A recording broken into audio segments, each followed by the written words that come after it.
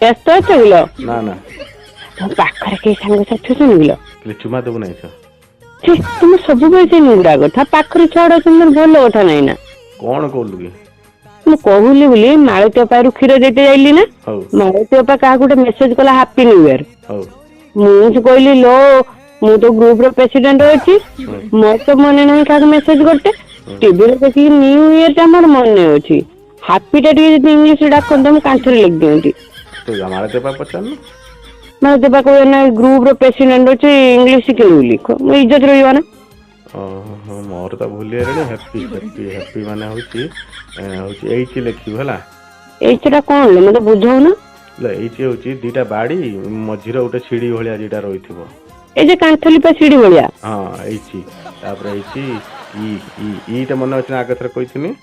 ହଁ ଏଇ ଯେ କହୁଲ ନାଗ ଫେଣା ସାପ ଭଳିଆ ବୁଲି ଆଣିବ। ହଁ ହେଇଛି ଇ ଗଲା।